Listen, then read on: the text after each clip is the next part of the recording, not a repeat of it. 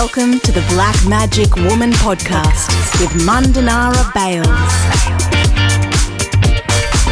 Welcome to part 3 of the Garma special. Well, welcome to my office for the day here on the lands of the Gummidge people and all these connections that we've made. But before we even get into that, do you want to introduce yourself to my listeners? And also we've got viewers now on the YouTube channel. Awesome. Just an introduction. Yep. You know, what's your name? Who's your mob? Yep. What are you doing here at Garma? Thanks for having me. My name's Wyatt. I'm got family connections to the Birragubba, Garang, Waka Waka, Wangan Yolngu people. Can't leave any of them out. No, acknowledge them all. I'm the eldest of 7 kids. My mum was born in Rocky. Her mother was born in Warrabinda. But home for me is a regional town called Gatton, which is about 90 minutes west of Brisbane. Wow. And I'm looking at you, amazing, you know, that you're representing. Yes. The hat and the shirt. Yes. So is it the AIEF Foundation that brings you to Garma? It is. So I'm here as part of the AIEF delegation. I am an AIEF alumni. I graduated grade 12 from Ipswich Grammar in 2016 and also then received an AIF scholarship for my tertiary study where I completed a Bachelor of Laws at QUT where we first met in 2020. Big shout out to all the mob at QUT, especially Angela Leach-Barney and the VC. Absolutely love. I'm a big supporter of QUT. Used to work there and still do some work with the mob there. And Professor Peter Anderson and Abby Cathcart, learning and teaching, embedding Indigenous perspectives into the curriculum. I'm still part of QUT, even though you don't see me as much anymore. Yes. So deadly. So the QUT connection as well. Yeah, that's right. And in terms of being here at Garma, what's been some of your, I don't know, what have been some of the best moments so far? I think the opportunity to connect with community, connect with us. Like this is, like Gabby said, you just feel totally at ease here.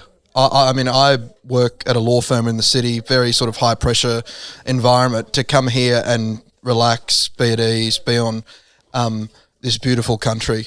We went to the Goanna Lagoon today, just outside of where the festival is. It's just beautiful, and it's just really terrific to be here. It is.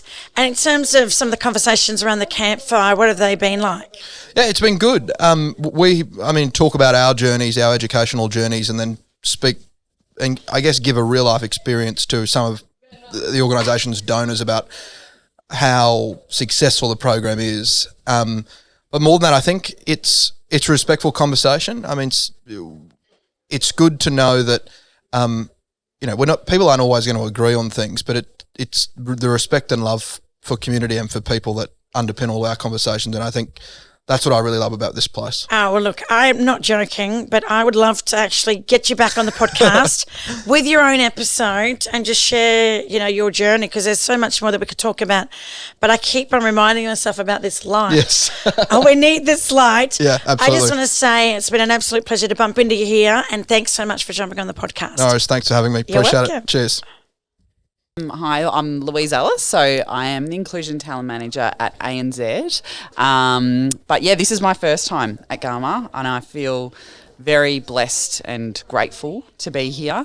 I think from the minute I kind of stepped off the bus here, it feels like a spiritual place, and I feel very honoured to be welcomed here and to be part of the conversations and really just listening and taking in so much. I think I've learnt more in the last couple of days than I have in nearly 3 years of my role. So it's been a beautiful experience. It is. There is so much to take in. The program is jam-packed, and there's things that are also not on the program as well that you can do. In terms of some of the, especially for people that have never been to Garma, what's some of the things that you've seen or heard, or the people that you've listened to, or even some of the relationships that you've made here? Yeah, I think for me, a lot of it has been the things that aren't on the program. It's a jam-packed kind of agenda. So I've been trying to take time out of going to the kind of more, formal events, which have been amazing, but just walking around and meeting, women that are making jewellery or weaving and listening to conversations that are happening, or even sitting over and listening to the music in the afternoon with all the kids running around. So I think for me, although a lot of the conversations have been amazing and I've learnt so much. It's actually been just the experience of walking around, and I've done a bit of that on my own as well, just to really soak it all up. And then being here on this country is just so special. So I think that's kind of been my highlight. But yeah, there's still so much to go as well. I know. So we haven't finished yet. Yes. We're kind of halfway there. There's still a lot more that we can go and do and see in terms of the conversations around the campfire, because I'm just going to say every corporate, but they're not just corporates. There's universities here, there's government departments here. There are people like Caroline Kennedy here. Yes. Albanese's here. So there's all these different people that are here camping. But in terms of my experience, I'm here with a corporate. You've got 10 tents and everyone's got the campfire. Yep. Have there been some conversations around the campfire with some of your colleagues, and what have those conversations been like? Yeah, there have been. I think it's been really beautiful to share this experience. And for us, there's a whole range of seniority. We've got and we've had a really nice experience kind of talking about the different sessions that we've been to and what we've got away with, what we've learned in all of those and what we're going to take back as well. I think that's really important for us. We're very, very lucky to be here, but it's what we take back with us as well, which I think is really important. But also meeting, I've had some really fantastic conversations at, breakfast, lunch and dinner with just people you sit down next to and talk to who are from all walks of life, some corporates, some kind of, unis, not-for-profit. So even the plane ride here, I met an amazing lady and we spent the whole time talking on the plane. So, just awesome conversations with both colleagues, but new friends, and then people that I haven't seen for a long time as well. So kind of connecting again with different people that either work in this space and I've seen lots of people that I see, on TV and on Twitter and LinkedIn. I'm like, oh! So lots of... It actually gets a little bit like that. The theme for this year's festival is about looking towards the future. What do you take from that message? Yeah, and I love that message, and I think there's been some very important conversations that have happened here on a local level, but also obviously on a national level. And I think, there's a lot of hope, particularly after probably people not being able to come here for a couple of years and connect in person. Although there's been a lot of really, hard-hitting and truth-telling conversations, there's a lot of hope as well. And I think, I think that makes everyone excited for what the future is kind of going to look like. So, yeah. I know, and that's exactly how I feel. I'm walking away here feeling like my cup is full. Yes. And it actually feels like I've been back to either my mum or my dad's country, and I've been on holidays, and it is kind of like a little bit of a holiday. Like we're camping, it's kind of cruisy, there's I don't have a watch. Yep. Some people don't have internet service here, so Yes. you're kind of forced to just be. And that's how I feel when I go back to my mum and dad's country. So, I feel like my cup is full and I can't wait to go back. Well, I do. I feel excited about picking up the conversations that I'm having with people here. And also when I think about Albanese's speech, is I'm really excited to see, are we going to have a referendum? Are Australian people ready to recognise us as the first people of this land? And more importantly, is this nation ready for truth-telling? And it's happening in Victoria. So I'm actually really excited to see what happens over the next couple of years of his term, and hopefully he does fulfil, what he said and spoke. We were here, we listened, we witnessed it, and the whole nation, it's all over the media, but the whole nation also got to hear his speech here live at the Garma festival. So some really magical moments and very special moments, and I'm pretty sure, I guess everyone that's come to Garma, walks away with different feelings and thoughts. And, what are you going to do in terms of what's one or two things you're going to go back and talk to your team about? Yeah. There's probably a lot more things. Yeah. I think the things that I'm going to go back and talk about is the experiences I've had of being able to just humbly listen and really take in a lot of those conversations. And I think taking that personal responsibility, kind of every day to keep talking about the different things that I've learnt here and the actions that, you know, you kind of make commitments when you're here that you're going to do all these things, and, you know, it's absolutely the things that I'm going to take back with me. So, yeah. Well, Louise, I just want to say it's been an absolute pleasure working with you in terms of my black card hat. Yeah. And I've said this with other guests that have been on from ANZ Bank, like it's been at least 4 years, probably longer. I'm not even counting. But it's obviously a really good relationship, because otherwise we wouldn't be doing business. Yes, yeah. And it does happen. You do, you know, start working with people when you realise that our values don't align with each other, and it doesn't work out. But I just want to say it's been an absolute pleasure working with you. And thanks for everything that you're doing. And you are literally, I know there's a lot of people that make things happen at ANZ Bank, but you are definitely one of the main people, if I talk about the driving force behind your rap and everything that you're doing, especially supporting Black Card. I just want to, you know, take this opportunity to say thank you. Cool, thanks. And enjoy the rest of the festival. Yes, can't wait. Thank you. Thanks. My grandmother, oh, she sets me free. My grandmother. Thank you so much, my sister, for jumping on the podcast, and lovely to actually meet you in person. Seeing you, heard about you, been following you, but it is different when you meet people in person. So it's an absolute privilege to be here at Garma, but to actually have you on this special episode of the Black Magic Woman podcast. Can I please just get you to introduce yourself to my listeners, but also now viewing on our YouTube channel? So whether it's like your black fellow introduction or white fellow introduction. Well, I'm Sally Scales. I'm a proud Bidjanera woman from the APY lands, nestled up there in the northwest corner of the South Australia. Also proud desert woman too, you know. Don't forget that. Don't forget that. I'm here representing the Uluru Statement from the Heart, but also my mob. It's been a real joy being here. It's also so much cooler than I thought it would be. Definitely. I literally didn't know. So all of my tracksuits, I bought 3 different tracksuits. Don't need them. And then I had long pants, kind of dressy pants, didn't need them. And then realised that I should have bought more skirts. Yeah. Yeah, but then it's like when you're going on to other people's country, you want to be respectful in that way. And then it's like, oh, but like also like I thought it was going to be hotter. Yes. So I was like, oh, I can't really have short shorts. And then I was just like, oh no, what do I wear? So yeah. And that's the things you need to think about when you're going to other people's country and not knowing if the weather's going to be either hot or cold. So I actually just come from Ghana country. Yeah. I was sitting there. Freezing? Yeah, freezing. I'm thinking about 8 degrees like a couple of days ago, and now I've ended up here, and now I get to meet you. But I just want to say, in terms of, you know, you're here to support your people, and you're obviously here spreading, you know, the message, spreading the word, talking to people.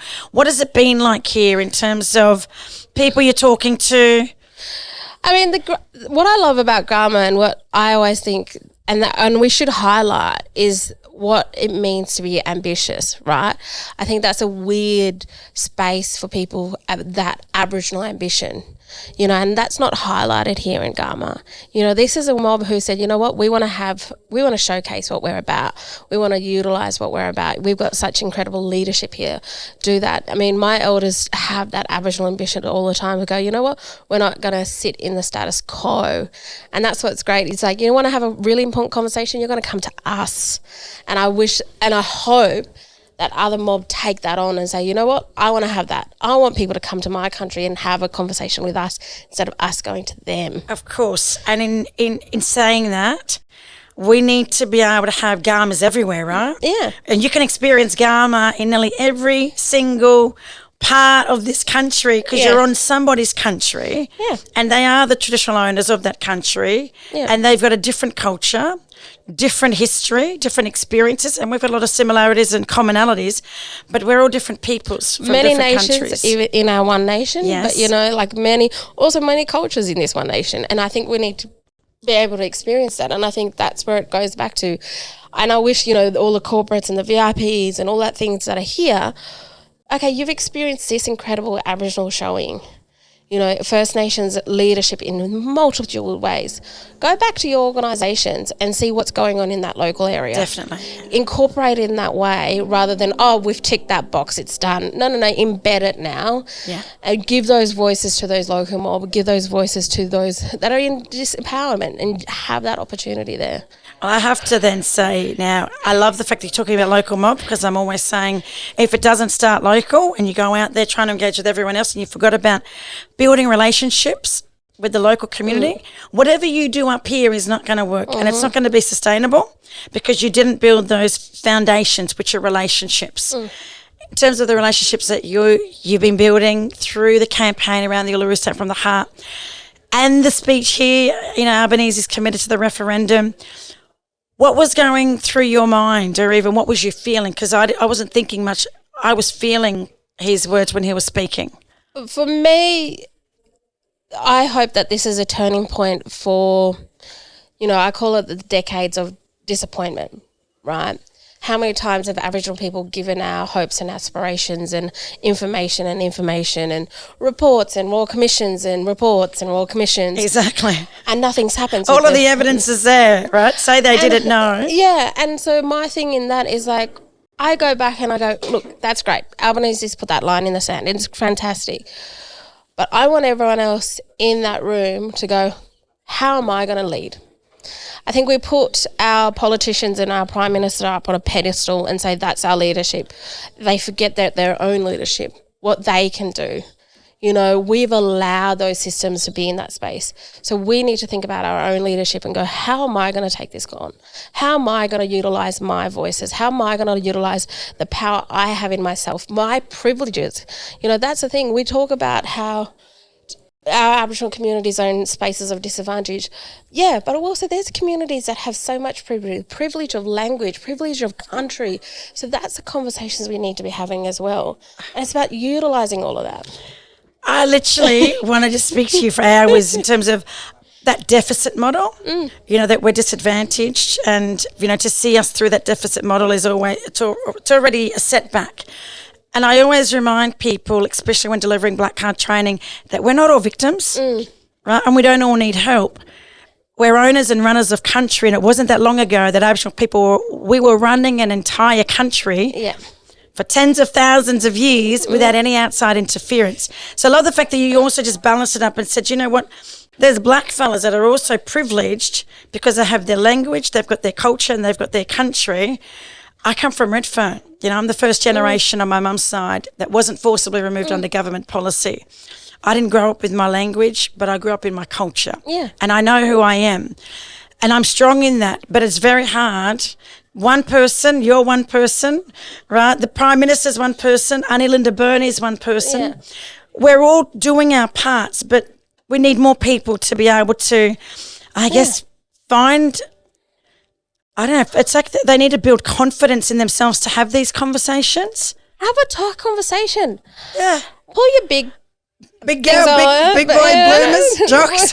Pull them up and have the tough conversations. It's also weird, and I think we need to, it was as I was saying, the most bizarrest thing was being at that Q&A, and we heard that news about that beautiful singer, that beautiful uncle of all of ours, that our song man.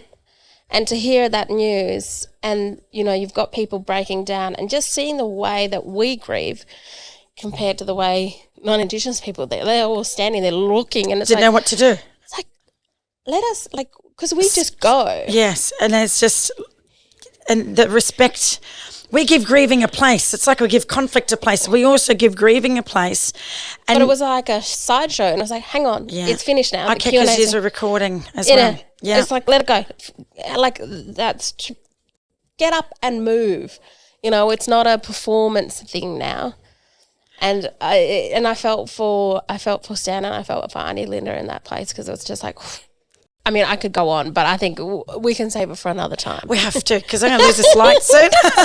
All I want to say is that I hope that I can lock you in for our own episode on the podcast. Might be a three-parter. Well, Sister Girl Megan Davis got her 3 parts. But let's have a yarn later on. Go and enjoy the rest of the festival, sis, and thanks so much for stopping by. Thanks for having me. You're welcome. I'm Fiona McDonald and I'm the Diversity and Inclusion Lead at ANZ. It's my first time at Garma and I could not be more excited to be here. It's just something I've wanted to do for a really long time and was all set to go a couple of years ago, and then obviously COVID and cancellations. I just got COVID a bit before I came, and that was my main thought was no, not before Garma. So I just couldn't believe it when we actually got on the plane, and then when we got on the bus and then drove here, and it's actually happening, because it really has been a dream for a long time to get to experience this. Definitely. And I was just going to say, in terms of, there's a lot of people in your business and there's a lot of senior leaders as well that I know. There's only so many that can come in here as well. So it is like, I would say, a privilege to be able to be one of sometimes there's 10, I've seen groups of 20, but you don't see more than 20. It's interesting. I heard yesterday one of the Yolngu people saying that, Melbourne and Sydney's remote. Yeah. So to say that we are quite remote, this is how the mob here think of the rest of Australia. But the investment from your organisation, and I love the T-shirt, and I do recognise the T-shirt because I was wearing one recently. What does the artwork stand for? And is it I'm pretty sure I've seen it on your Reconciliation Action Plan. Yeah, that's right. So this is a great design from Marcus Lee, who we partnered with to develop a design for our Reconciliation Action Plan. It has the ANZ values incorporated into it as well. And we've got a range of amazing artwork that goes with it.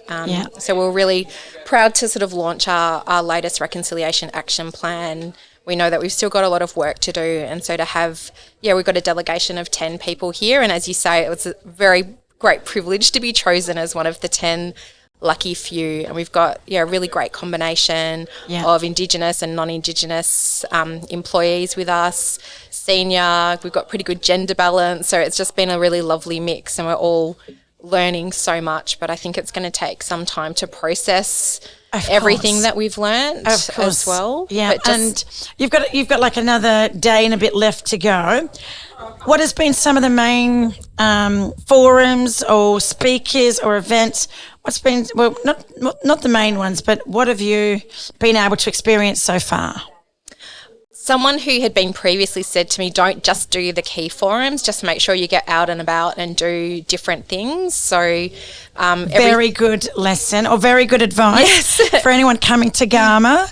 Don't just go to the key forums. There is much more in the program and outside of just one tent, even though, a lot of the big speeches and a lot of the kind of, leading people in Indigenous affairs are at the key forum. There's the culture forum, which I haven't been to myself yet. Well, I went to a great session at the Culture Forum last night. It was all about art, and I really don't know much about art generally, no matter Indigenous art and the various issues in terms of ownership and authenticity, and there was a range of artists and curators from the National Gallery, for example, and so that was fascinating. So just having the opportunity to listen to something that it doesn't kind of specifically fit into my day job. Yeah. I was very privileged to go to a women's only session this morning, which was a great honour to have that opportunity, because I think they're the things that it's impossible to explain to someone the experience of it, but just to be able to immerse yourself and be given that privilege of being invited into something that is quite a sort of special and sacred. Well, I've got goosebumps all over my body in terms of the fact that you've been invited to participate. When you think about it, you're participating in the oldest living continuous culture in world history, and to take that away and to explain those feelings and that experience, I can't even explain it. When my husband said to me the last time I was here, so what was it like? And I was like, you have to go. You have to actually come here and immerse yourself in everything, the culture, the songs, the dances, the people, the conversations, even just having dinner. Have you been sitting next to people that you went, hi, how are you? And then found out that you might have had connections, or you just had no idea who they were, and now you've got those relationships? Yeah, well, even at the art thing yesterday, we were chatting to this guy and, where are you from? And then just talking, and then they referred to him in the session, and it turns out he's this very well-known person in the art world. But it's just it's a great equaliser, I think, being here, that everyone's camping Everyone is, in quite casual clothes, so that any sort of sense of hierarchy it's gone. is you don't gone. really know who anyone is. And everyone's just curious and here to learn. So I think there's just even though there are so many differences, everyone's coming at it from a great point of commonality. Yeah. I love the fact that you mentioned that, and nobody else has actually mentioned that on the podcast, in terms of everyone's walking around here quite casually dressed, and you don't really notice like where people sit or what their titles are. I had lunch with the Attorney General of Australia, sitting there yesterday, literally no idea who he was. I offered him a chair, and then said, "Do you want to eat at my table?" Like claiming my table, because he was just going to sit over there and eat on his lap. And he says, "You don't mind if I sit next to you?" I'm like, "Not at all." And then we started having this amazing conversation, and it was his first time at Garma. And I said to him, and Mark, if you're listening, I said, in the next month or two, can I, ring you up and jump on the podcast and just share what you do and some of the things that, you look forward to seeing, especially with the new Prime Minister. So just to wrap up the yarn, what did you think of Albanese's speech? Well, it was incredible to have the opportunity to witness it, because it was clearly a milestone moment in the country's history. I think hearing the earlier speakers talk about how much talk there has been in the past and now it is time for action just made me determined to do my bit to try and help that action come through, because this just can't be yet another talk with no action. And it cannot be left with one person, right, just on his shoulders to try and drive, whether it is a successful referendum or a treaty or a truth commission. I know that there is a truth commission happening in the state of Victoria. And I keep telling everyone, if you're not up to date with Indigenous affairs in Victoria, the Yolngu Justice or Truth Commission is underway, and Uncle Jack Charles was the first person to give evidence at the Truth Commission. So things are happening, but that's just in Victoria, but it's a great start. So, and I don't know, do you live in Victoria? I do. I live in Victoria, and it's pretty amazing to see what's happening there. But I think as we've been hearing, previously, but particularly over this time at Garma, that, the Uluru Statement is an invitation to everyone, not just for government. And so everyone has a role to play to actually get there and make this happen. So I think all the people that are here will be amazing ambassadors to take that home and really affect change. Yeah. And in terms of people that are listening to this podcast and now watching this podcast, if you don't know anything about the Uluru Statement from the Heart, you can Google it. You can Google Garma and see the media releases about Albanese's speech and his commitment to the Statement from the Heart, and also for a referendum. But education is key. So I know that you've got a lot of work to do, not just in your organisations, but also conversations with family and friends. What's some of the conversations you're going to have now with your family and friends when you leave here?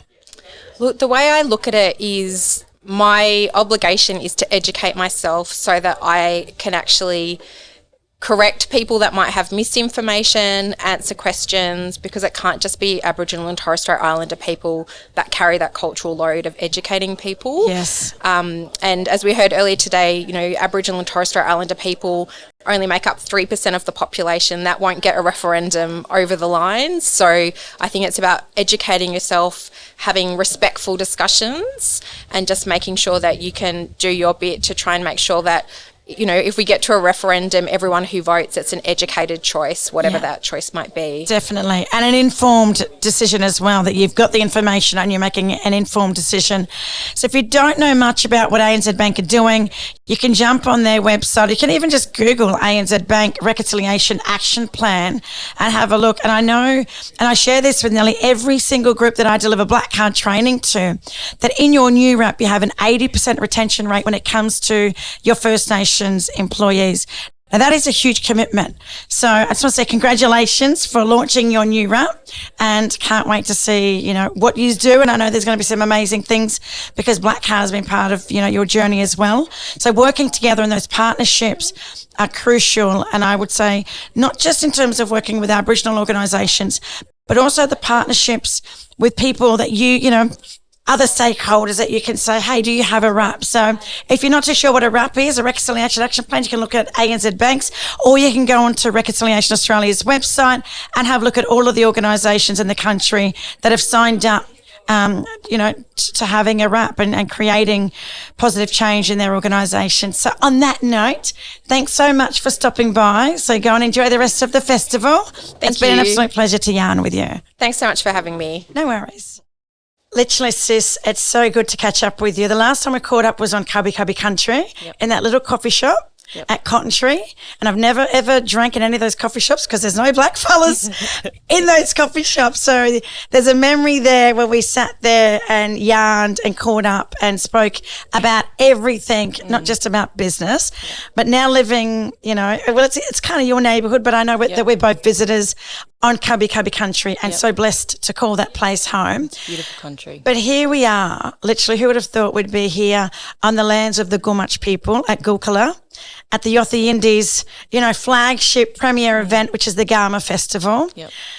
Can you introduce yourself? Because I know who you are, and some mob might know and recognise your face. Yep. So can you please share with our listeners, who you are, where you come from, and what brings you to Garma? Yep, no worries. Well, my name is Mina Walla, and that's my married name. I'm actually a Corpus girl, so my mob are in the Broome region, in the Darwin region, Yaru country in Broome, and I got mob all the way over to the Gulf in Queensland. So I'm lucky to live on Cubby country and lucky to be here today celebrating this beautiful event and listening to lots of amazing speakers and having all those side conversations as well. But I'm here in a professional capacity with my organisation 54 Reasons. So we've just had a name change. We were Save the Children. We're still part of that group, but we've listened to our families, our communities about the importance of changing our name to reflect better who we are and what we stand for. And fundamentally, that's child rights and working with children and families. And of course, the connotations of, something like saving the children. So we knew from a Aboriginal and Torres Strait Islander community and family perspective, it was a really important thing to do. What is 54 Reasons, you might ask? Yes, so exactly thinking about that. Why 54? Yeah, talk to us. So Save the Children's founder, Eglantine Jebb, over 100 years ago, actually drafted what is now known as the United Nations Declaration on the Rights of the Child. So back then, having a name like Save the Children was really special because children didn't really have rights. They weren't a part of the conversation, and obviously our mob is still going through that process now. But back then, that was a really key part of what she wanted to do. And there's 54 articles in the Convention on the Rights of the Child, so we thought it was really fitting, and it means something really special to us, and it still connects us, but we get to tell our own story of who we are and what we're here for. And I'm so glad that you're able to break that down, because I don't think many people would know or connect the two together, and it's only been very recent in terms of the name change. Yeah. But also big congratulations on your promotion. You now have a new job and a new title. Do you want to share that with us? Yeah, so I'm the new state director for our Queensland operations for 54 Reasons, and previously in my previous role I was the National Cultural Practice Manager, so looking at how we do work across cultures, not just with our own mob, but how we embed that not only in the work that we do with families, but also as an organisation. How do we honour culture? We know that it's so central to so many people's well-being. We know that it's a protective factor for children and for families. So I'm really blessed and privileged to have been in that role, and that was a new role that was created, and I was able to, do some really innovative stuff, and I really appreciate the executive team to kind of welcome me in that space and let me go on my journey, as I call it. But taking on a new role, it's an amazing opportunity to be able to have a really big impact for children and families in Queensland. And sis, I've got to say, in terms of, you're part of the ELT, right? The executive leadership team. Are you the only black fella that sits on the ELT? I'm the only recognised black fella, yeah. So we've got other people in the organisation, and I don't want to take away from the contribution that they make, but certainly I'm probably the loudest. Well, I was going to say, with the corpus family and background. Yeah. Definitely, you know, people in terms of there's no sugarcoating anything, but what you see is what you get. And I love the fact that you've stood your ground and you've told the organisation this is how things need to be, and they've actually listened. Yep. Because a lot of organisations, and I'm talking from my own experience of working in mainstream and government organisations, what we say usually falls on deaf ears. So seriously, you know, congratulations that the organisation has listened and have valued your input, and the organisation, you know, can prosper and actually achieve what it set out to achieve, because they've got people like you that are now sitting in the position or at the level where you can actually create that change that's needed. Yep. Not just with our children in terms of First Nations children, but with all children in this country. Yeah, thank you. So important, it's so special. It is amazing. And, you know, I want to acknowledge that we have, you know, a lot of Aboriginal and Torres Strait Islander staff in our organisation that are really so powerful and special and strong, and, you know, they are really making so much change. They are, you know, welcoming our families. They are able to have those conversations. They're able to, you know, translate that cross-cultural divide and bring everyone together. So I certainly think that they're really at the forefront of the change that we make. You know, I'm one person, and I think that it's important to acknowledge that everyone's taken part and been a part of that journey for change. But certainly, you know, our organisation is at a point, and what an opportunity, you know, changing our name to be able to start those conversations and be here with you today, and you know, and be at Garma and talk to those people that say, hey, what's this name? Who are you? And what do you stand for? And it's amazing. We've got our Aboriginal and Torres Strait Islander staff, or some of them, here with us today, and an opportunity for people as far away as Tasmania to be able to come on this journey and see what other mob are doing across the country. You know, Yolngu mob are very strong in who they are and what they believe in and where they're wanting to go. So I think it's really inspiring to be able to be here and, of course, be and a then part of that. To take that back into your new role. Yep. I'm just going to say we need to catch up properly, jump back on the podcast and have a yarn. Sounds good. But in terms of just, you know, I'm looking at the programs, and I've seen out on the Oval that there's these different kind of activities. Yep. You're actually working here with children from 0 to 5, you were telling me earlier. Yep. What has that been like? Because I actually haven't been able to connect with little people. Yep. I've been focusing on the podcast. Yep. I'm here with a corporate, so I'm also feeling like I'm hosting people. Yeah. And then I know a lot of mob here, and I'm also connected to families that are here that are Gummidge people. So I've split myself up with all different peoples, and the little people, you can't miss them. They're everywhere at the festival. And aren't they just gorgeous? But you've been literally engaging with them Yeah. and doing activities with them. What's that been like? Look, I mean, working with kids, I don't know anyone that doesn't have a ball when they're working with kids. And, you know, all the kids that have been coming over, we've had, you know, other kids come in from different communities and be a part of it. So we've been reading, and we've been playing with Play-Doh, and we've been kicking the footy, and we've got some really ace footy players, future footy players or AFL players in the mix. But, yeah, it's been amazing. And I think that any community that you go in, you know, to me, and, you know, maybe that's why I'm here and working at this organisation, but kids are at the heart of everything that we do, and they are our future leaders. They inspire me. They, you know, it's been great to be, you know, on that journey, and you know, seeing kids come back with their siblings, and seeing them come back with their nanas or their dads. And I think for us, just creating a space that, you know, another space, we're not the only ones, but creating that space where they feel welcome, and, you know, they can kind of lead the charge a little bit. That's been really important for us. And you're just setting up, all right? Yeah. You've got kind of, here's a Play-Doh, here's some books, here's some activities, and they can just do what they want to do. Yep, and we've had some little party bags, so books and, you know, canvases to paint and paints, and, you know, just giving kids something, finding the kidness in, you know, this adult kind of space. And we know that you see in ceremony kids getting involved, so it's being able to embed, you know, their needs and their wants and their aspirations into this time as well. Yeah, into the festival. Yep. So I'm going to now bring my Tiger Lily here. She'll be 6 next year. And it was good for me to actually see what was going on, but to hear from you and say, this is what we're doing here. Yep.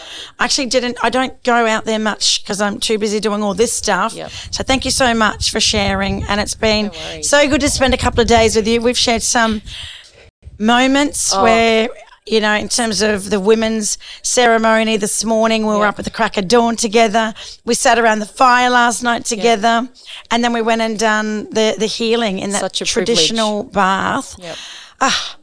Like there's I know, so it much doesn't to get take much away. better, does it? I know, for me, that's been my highlight, and it's been amazing that I got to share that with you. So Yes, same to you. thank you for jumping on, Thanks. and can't wait to see you back home. Yes, we'll catch up again. No worries. Thanks, sis. Thank you. Annie Linda Burney, it's an absolute privilege to finally get you on the Black Magic Woman podcast. Even though there's been some sorry business just recently, I'm going to just try and make this as easy as possible. Can you please introduce yourself to my listeners and also now viewing Black Magic Woman on YouTube, and also just share with us what brings you to Garma Festival? Well, thank you. And there has been some very sorry business. My name is Linda Burney. I am the member for Barton. I'm the Federal Minister for Indigenous Australians, and I'm from Wiradjuri Territory, and we all know how big Wiradjuri country is. It embraces the Lachlan, the Macquarie and the Murrumbidgee rivers, and I'm from the Murrumbidgee Wiradjuri. Well, thank you so much. In terms of this festival, the theme is looking towards the future. What comes to mind, or what do you feel when you think about that theme? Well, the highlight for me in thinking about that theme was the Prime Minister's speech yesterday. I was moved to tears, quite frankly, at the prospect that the Australian people will have the opportunity to say whether or not First Peoples should be recognised in the founding document, the birth certificate of this nation. That to me was just so emotional and so important and so significant. I haven't congratulated you in person for the appointment of being, especially the first female Aboriginal woman in the position, you know, Indigenous Affairs Minister. I've been watching you around the festival and the multitude of people that you're talking to and you're engaging with, and all of the meetings. I can see all the interviews and the meetings and the yarns that you're having. What are you going to take away from this festival? What I'll take away is the people, like you said, that have come up and said, we believe in the referendum. Is there anything that we can do to help? The universities I've met with, the media, the various foundations, the various individuals all want to be involved. The Business Council for Australia, for example, with Jennifer Westacott yesterday. And what's just so important is that this is about the Australian people. It's not about politicians. It is something for the Australian people. And the question for people is why? And the why is about making our continual 65,000 years of survival clear in the Constitution. But it's also addressing the really important issues of poverty, of housing, of children, of women, of incarceration, and the list goes on. So just because we are going to pursue a referendum doesn't mean that we will stop our work on all those other important things. Well, I know you've got a big job, but you're only one woman, and we need as many people to support. If you're in an organisation and you don't have a wrap yet, there's one thing that you can do. That's true. Is have a look, because I find that more organisations that have a reconciliation action plan are actually doing more than organisations that don't have a wrap. So if you're one of those, there's only 1,100, I think, in the country, and there's 2 million Australian businesses, and we're 3% of the population, so we actually need the 97% of the population to support us. and for organisations to commit to, the Uluru Statement from the Heart, that's one thing as well. But it starts with just individuals educating themselves and coming to Garma. I'm finding that people are saying, this now has made me realise what I need to do when I go back home or go back to the workplace. So can I just say thank you? Thank you. For giving me 5 minutes of your time, and can't wait to get you on the podcast and have our own special episode. So thanks, Annie Linda. Thank you. Don't forget to follow Black Magic Woman podcast on all social media platforms. To keep up to date with the latest episodes and news, head to blackmagicwoman.com.au. You can rate and review the podcast on iTunes, and please feel free to share the podcast with your family and friends.